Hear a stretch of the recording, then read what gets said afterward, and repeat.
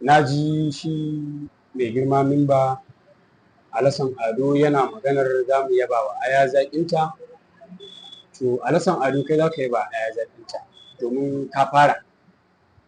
In dai aikin alkhairi a ƙaramar hukumar tudun wada da aka bujiro da shi tun samun yancin kai a ƙaramar hukumar tudun wada, ba a taɓa samun wani shugabanci ko wata kujera a ƙaramar hukumar tudun wada da take raya al'ummar ƙaramar hukumar tudun wada, take samun wa tudun wada ci gaba, ba a taɓa samun tun 99 zuwa yau, saɓanin wannan shugaban ƙaramar hukuma da muke ita a yanzu, Hajiya Sa'adatu Salisu Shehu Abdullahi Soja. To in dai wannan ne matsawa kamar yadda kake faɗar kuna ana taɓa ku kuna ja da baya, ana taɓa ku kuna ja da baya, matsayinka na wanda zamu kira ka wanda baka kishin ƙaramar hukumar tudun wada, wannan abin zai iya zame maka matsala. Al'ummar ƙaramar hukumar tudun wada kar suke kallon ka, duk wani kurarin iska da ka saba yau da kullum kana zuwa kana ta wani fakijin na ƙarya. Al'ummar ƙaramar hukumar tudun wada masu hankali ne, masu tunani ne, masu ilimi ne, ba wani abu da za ka zo ka ringe musu na barazana, sun gano ka. A baya idan ka yi kamar yadda jagoran ya faɗa, idan a baya ka yi kana ganin ka ci banza, ba na zaton akwai wani lokaci da za ka zo ka ƙara cin mutuncin ƙaramar hukumar tudun wada daga birni har ƙauye. Al'ummar ƙaramar hukumar tudun wada su barka. Yanayi ne yanzu na 'yancin ƙaramar hukumar tudun wada.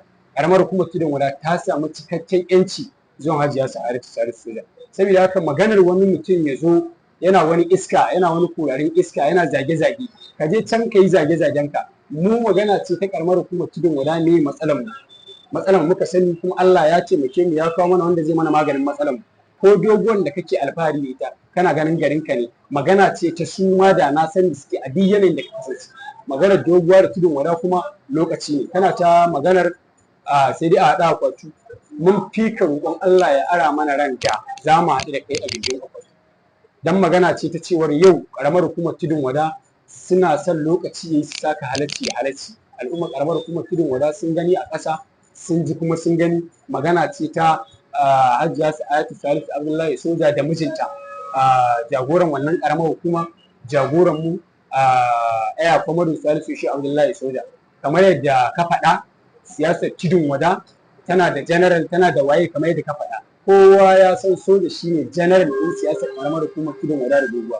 Dan kai in maganar lissafin haka kake ma ko kurtu baka kai ba, domin magana ce ta al'ummar ƙaramar hukumar tudun wada da doguwa.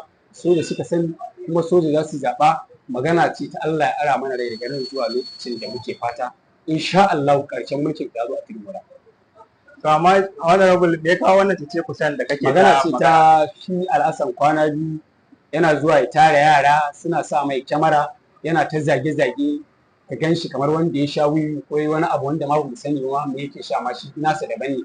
Ya zo ya ta zage-zage yana maganar ana ta aikin alkhairi a ƙaramar hukumar tudun wada. Ni a fahimta ta, idan Alasan Ado yana kishin al'ummar ƙaramar hukumar tudun wada kamar yadda yake ƙaryayi, wannan aikin alkhairin da ake a ƙaramar hukumar tudun wada zuwa iya kamata ya yaba.